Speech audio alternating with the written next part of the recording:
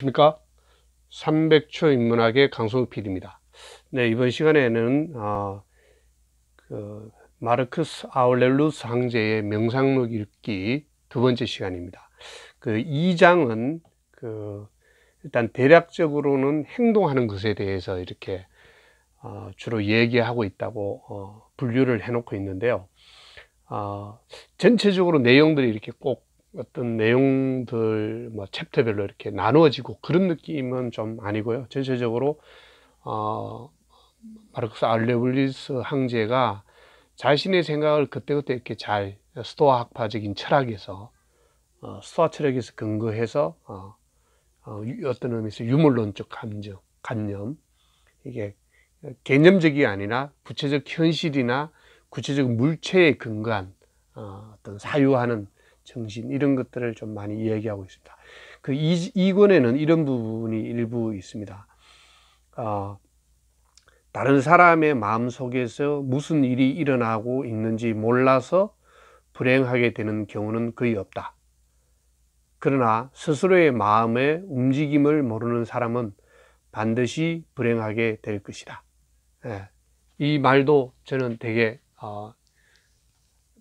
인상적이고 자주 읽는 내용인데요. 우리가 항상 어떤 일을 하든지 어떤 상황에 처하면 그러잖아요.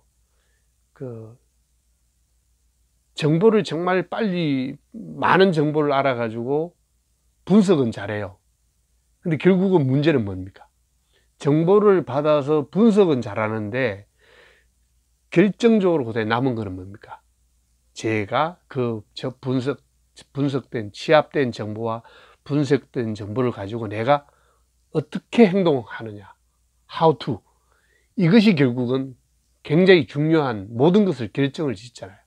정보만 만약에 취합해서 듣고 난 다음에 그냥 멀거니 바라보고 있으면 그것 또한 의미 없는 거잖아요. 근데 그 취합된 정보와 분석된 정보를 가지고 내가 어떻게 행동하느냐, 결국은 다른 사람의 마음속에 무슨 일이 일어나고 있는지를 몰라서는 불행하는 경우가 거의 없다. 근데 정작 우리는 스스로의 마음 움직임을 잘 모르면서 행동하는 것, 아니면 이게 아닌데 하면서도 자기 마음은 저건데 이게 아니면서도 끌려가서 하는 행동, 이런 것은 결국은 자신을 불행하게 만든다. 이런 내용이 제 2권에 나오고요. 그 중에서 2권 중에서 저는 마지막 부분에 나오는 이 부분을 조금 의미 있게 읽었습니다. 그 내용은 뭐냐면 마르크스 아우렐루스 황제는 이렇게 이야기를 하고 있습니다. 인생에 있어서 그 일생은 하나의 점이고 그 실체는 유동하는 것이다, 움직이는 것이다, 이런 뜻이죠. 지각하는 것은 혼탁하고 육체는 결국 썩어서 사라지며 영혼은 광란의 소용돌이다. 그래서 운명은 예측할 수 없고 명예는 불확실하다. 이 얘기는 뭐냐면 우리가 살아가는 인생은 하나하나의 점에 불과하다는 거죠. 그리고 끊임없이 움직이고 만물유전, 영원한 것은 하나도 없다, 공짜는 없다, 이런 거 있잖아요. 우리가 나이가 먹어가면서 가장 힘들어하는 것이 계속 변해가는 세상에 나를 맞추고 적응하기가 굉장히 부담스럽잖아요. 힘들고 어렵잖아요. 그런 것들처럼 계속 움직이는 거죠. 그러다 보니까 그때그때 내리는 우리의 판단은, 지각은 혼탁하고 육체는 또 결국 썩어지고 나약해지고 영혼은 끊임없이 광란의 소용돌이다, 이런 얘기를 하고 있어요.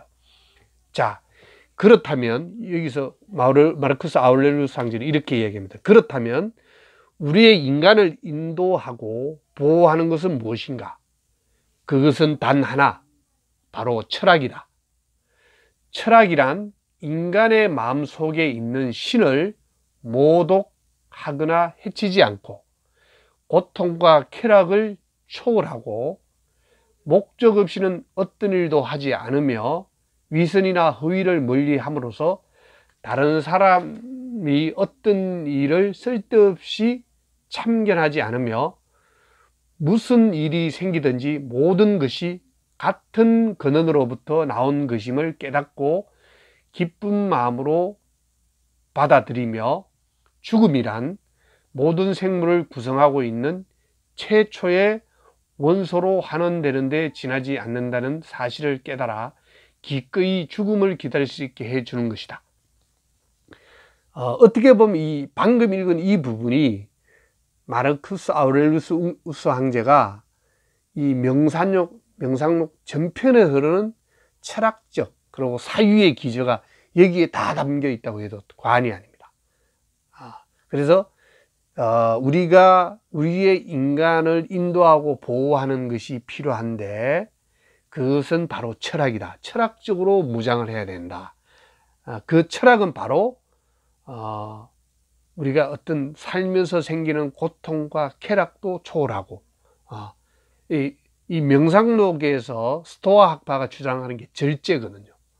관용과 절제, 욕망의 절제, 욕심의 절제, 명예욕의 절제, 권력욕의 절제, 이 절제를 통해서 초월하고 그 다음에 목적 없이는 어떤 일도 하지 않으며 그리고 무슨 일이 생기든지 모든 것이 같은 근원으로부터 나오는 것임을 깨닫는다. 이것은 우리가 수없이 많은 일들이 생기는데 여기에 가만히 들여다보면 사실 이 일에 근원이 있다는 거예요. 우리가 이 근원을 먼저 생각하고 그 근원적인 처방과 그 근원에 대해서 방향을 잡아주면 수월하게 일이 처리되고 리스크도 해소되는데 우리가 나무 이파리를 가지고 막 치료하고 바꾸려다 보면 바꿔도 임시방편이고 잠깐이라는 거죠.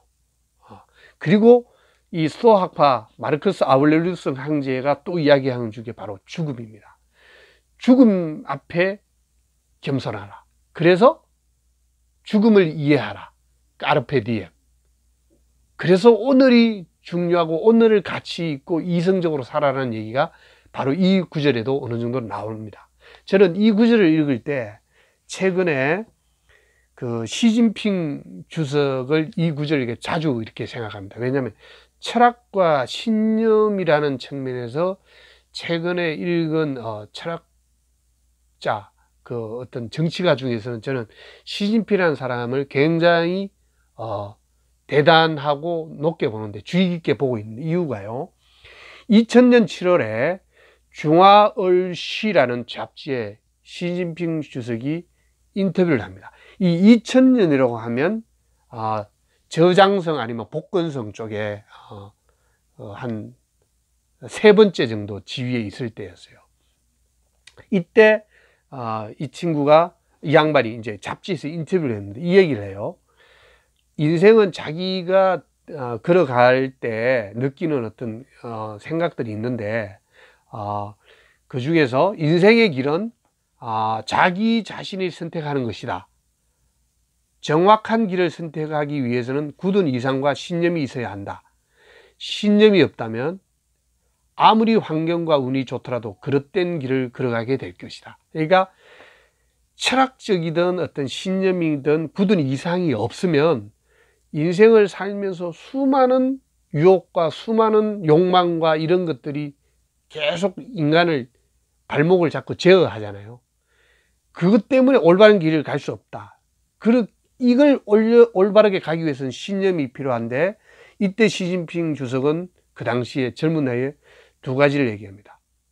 첫째, 관료가 되기로 뜻을 정한 만큼 청렴하게 일을 하겠다. 나는 결코 정치를 하면서 재산을 모으는 것을 포기했다. 이렇게 얘기를 했고요. 2번째로는 자신은 정치와 이 공산당에 입당하면서 승진을 자신의 최상의 목표로 삼지 않았다는 거예요. 이 시진핑은 16세 나이에 연안이란 지역의 하방을 어린 나이에 가게 됩니다.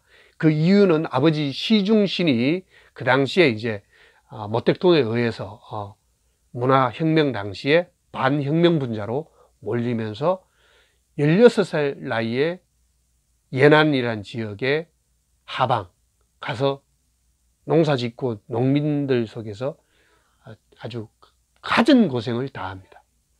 그 고생을 겪으면서 10여 회 차례 공산당 입당을 신청했지만 거부당하는 과정에서 우여곡절 속에서 결국은 시중실이 자신의 길을 걷게 될 때, 그리고 2000년 7월에 이 양반이 한 인터뷰를 보면 이 얘기를 하는데, 그 이후부터 제가 이제 블로그를 하면서도 시진핑의 어떤 관련 인터뷰들을 쭉 모으고 있는데, 정말 대단하다. 그래서 이번에 작년에 중국 전인대 할 때 시진핑 사상이 마침내 당 헌장에, 중국 그 당 헌장에 들어가는, 아주 그 장점인도 못했고 그 많은 정치가들이 하기 힘들었잖아요. 들어가 있는 사람이 결국은 모택통, 그 다음에 등소평,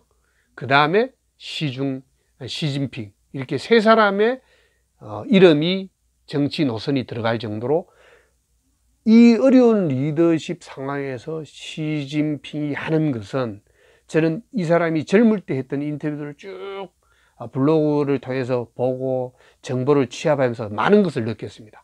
그래서 저는 이 마르크스 아우렐리우스 황제가 이야기한 철학이 정말 필요하구나.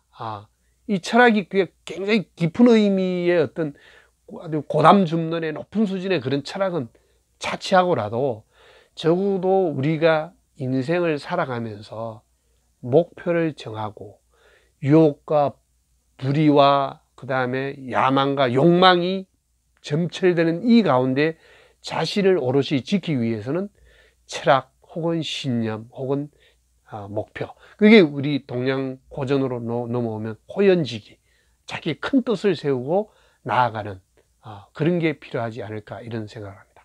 자, 오늘은 여기까지입니다.